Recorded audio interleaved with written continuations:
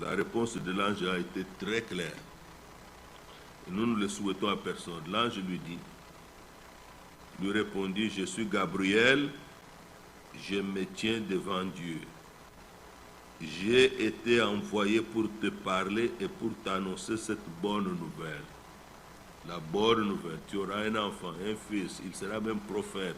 Il marchera avec l'Esprit de Dieu, il sera baptisé du Saint-Esprit dans le sein de sa maman. Des choses extraordinaires. Alors, comme signe que cela aura lieu, et voici tu seras muet. Comme ça, tu ne prononceras plus l'incrédulité. C'est ce que Dieu devrait faire, mais je ne le souhaite pas.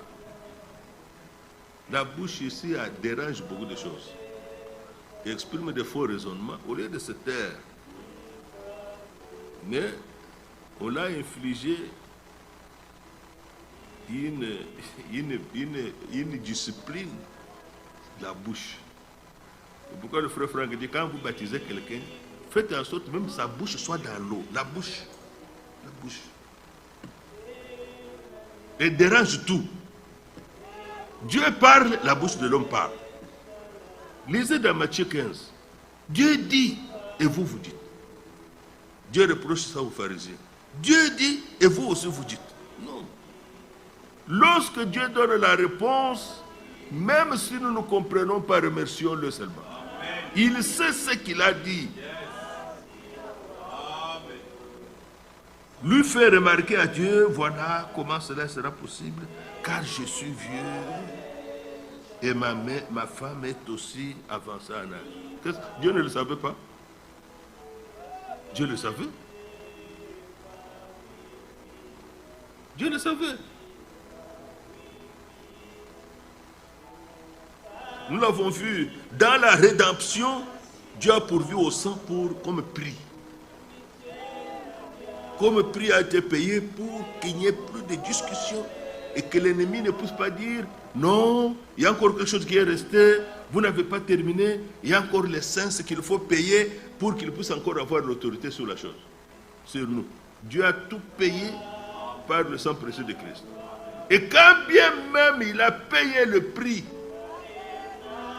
il engage sa puissance pour protéger ce qu'il a racheté. Il engage sa puissance pour leur faire du bien. Nous l'avons vu dans la Bible.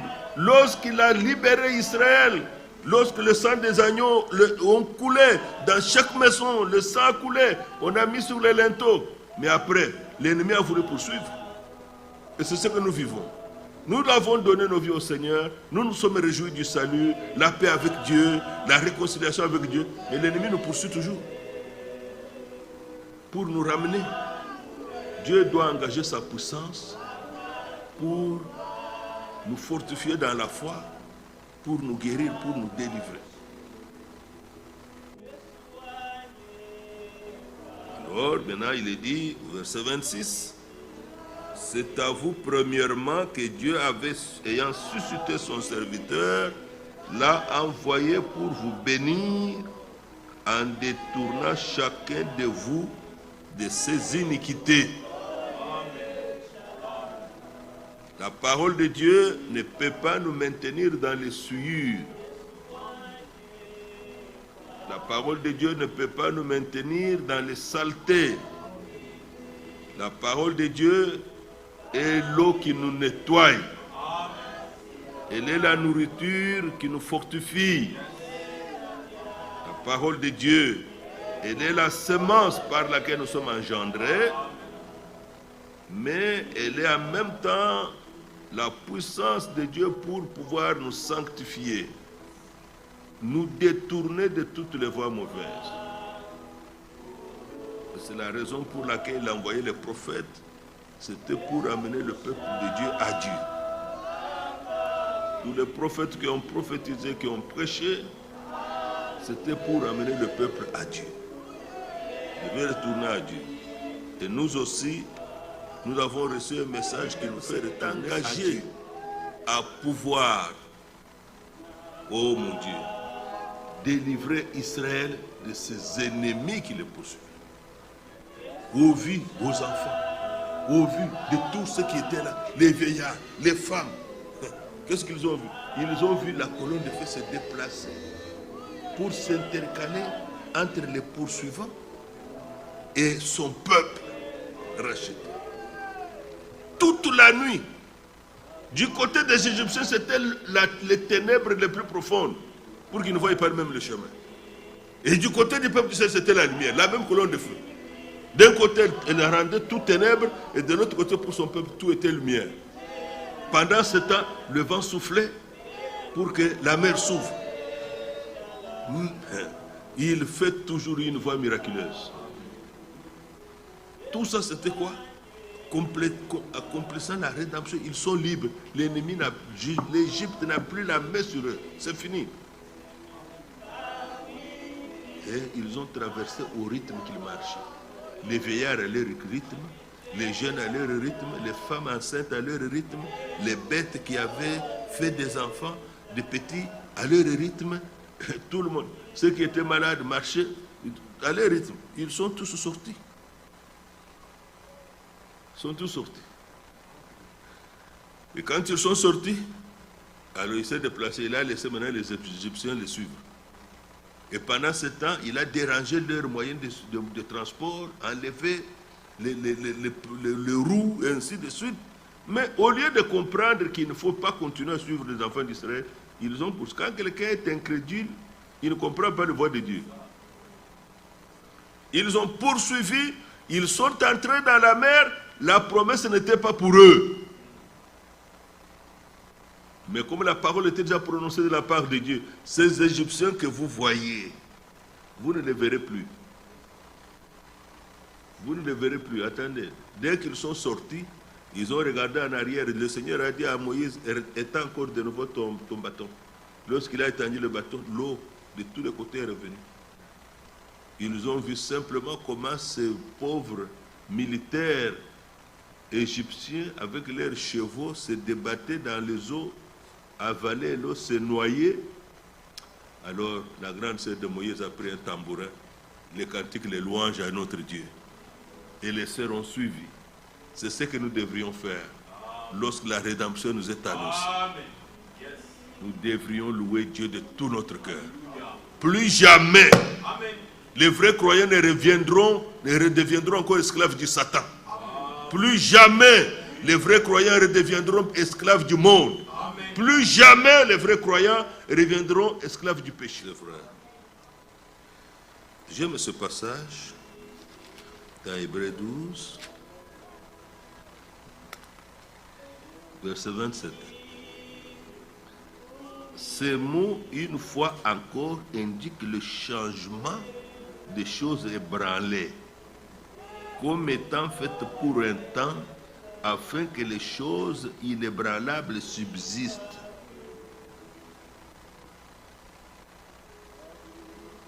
Il y a dans l'homme des choses ébranlables. Et Dieu doit les ébranler pour que ces choses tombent. Et Dieu, lui, veut mettre dans l'homme les choses inébranlables. Toutes les choses qui ne sont pas dans la ligne des commandements de Dieu, de sa volonté qu'il a exprimée, ne pourront jamais subsister devant Dieu. Ce sont des choses ébranlables. Si même dans sa vie, on est croyant sincère, on proclame la parole, on touche à ces choses, vous vous sentez ébranlé en vous-même.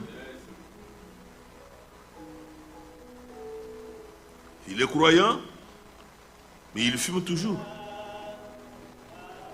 Alors qu'il est dit dans 1 Corinthiens 3 que celui qui détruit son corps, Dieu le détruira. Dieu le détruira. Car le corps est le temple du Saint-Esprit. Vous sentez combien vous pouvez être ébranlé? Parce que le corps est le temple du Saint-Esprit, la Bible dit, ne vous enivrez pas de vin, mais soyez au contraire remplis du Saint-Esprit. Au contraire, cherchez à être remplis du Saint-Esprit.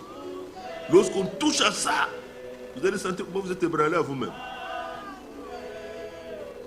lorsqu'on s'habille mal, des habits courts, des habits transparents, des habits trop serrés, on montre que cela provoque des convoitises chez les gens. Et vous répondrez de ça au trône de Dieu. Vous êtes ébranlé. Vous êtes ébranlé. Vous n'êtes pas bien habillé avec modestie. Avec, comme la Bible déclare. Il y a des choses qui ne peuvent pas subsister devant Dieu. Vous serez ébranlé. Mais nous souhaitons que ces choses-là soient réellement ébranlées. Afin qu'elles tombent. Afin qu'elles tombent. Regardez tous les styles qu'on nous propose d'habillement. On propose l'habillement. Surtout les sœurs en souffrent beaucoup. Heureusement que nous avons des sœurs qui sont couturières. On peut échapper à ça. On peut échapper à ça. Nous le répétons toujours ici, sœurs, portez des jupes et des robes qui dépassent les genoux. J'ai constaté que les propositions que les modélistes nous proposent, ce sont des robes bien amples, mais ça se termine aux genoux. Quand on s'assoit, maintenant, ça devient difficile de s'asseoir. Pourquoi prendre ça? Pourquoi? Quand ça commence à vous gêner, ça commence à vous déranger. C'est parce qu'il y a une révélation qu'on n'a pas encore saisie que notre corps est le temple du Saint-Esprit. Le temple du Saint-Esprit. Ce n'est pas une interdiction qu'on met sur vous comme ça. Mais si vous comprenez ce que vous êtes devenu par l'action de la rédemption, alors vous ne le ferez plus. Vous ne commanderez plus jamais ce genre d'habits. Vous ne les achèterez pas. Il y a des choses ébranlables. Et Dieu ne cessera pas d'en parler pour que ses enfants ne puissent pas être trouvés ébranlables. Dieu veut faire des choses inébranlables. Dieu veut nous donner une foi inébranlable.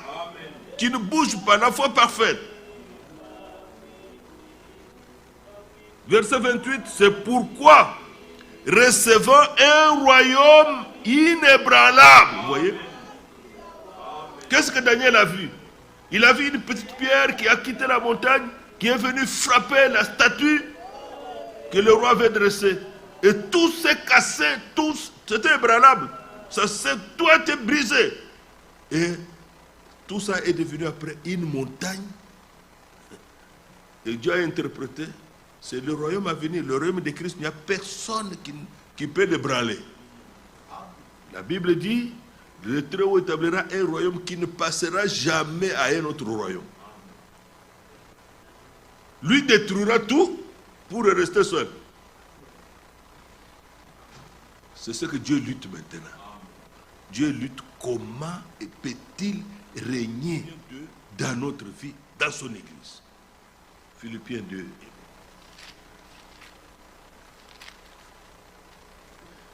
Mettez-vous, demandez à Dieu, Seigneur, mets dans mon esprit qu'il n'y a pas de cas impossible devant toi. Qu'il n'y a pas de cas impossible devant toi. Il n'y en a pas. Philippiens 2, verset 6. Lequel existant en forme de Dieu n'a point regardé comme une proie à arracher d'être égal avec Dieu. Mais, il s'est dépouillé lui-même en prenant une forme de serviteur, en devenant semblable aux hommes et ayant paru comme un simple homme. Il s'est humilié lui-même, se rendant obéissant jusqu'à la mort, même jusqu'à la mort de la croix. C'est pourquoi, quand il s'est humilié, il s'est abaissé, nous l'avons vu même pour un peu de temps, il est devenu un simple homme. Les hommes n'arrivent pas à ça. Les hommes perdent facilement la simplicité. Il était un simple croyant dans l'église. La grâce de Dieu vient dire, bon, le frère est devenu diacre. Alors maintenant, diacre international de Bloomington. Asseyez-vous, frère. Ça n'existe pas, diacre international. On devient grand. On n'écoute plus. C'est pas ça. L'homme n'arrive pas à être simple. Or, le message nous a montré que la grandeur se trouve en bas. Quand on est simple, quand on est humble, Dieu vous élèvera au temps convenable. Dieu vous élèvera au temps convenable. L'homme, il perd même, le prédicateur perd même la simplicité de l'évangile. La Bible dit ça. La simplicité de l'évangile. On commence à expliquer des choses impossibles. On commence à pouvoir donner des choses qu'on ne comprend pas. C'est ça le piège. Dans la prédication, servir à Dieu en dehors de sa volonté, le frère Branham dit, n'écoutez pas les choses nouvelles. N'écoutez pas les choses nouvelles. Le grand piège des frères dans le message ici, c'est de vouloir prêcher certaines choses. Ça, comme tout le monde parle comme ça, moi je ne vais pas aller dans ce chemin. N'allez pas dans ce chemin, là vous allez tomber dans un piège. Paul dit que ce soit eux, que ce soit nous, c'est ce que nous vous prêchons. Les mêmes choses là, c'est ce que nous vous prêchons.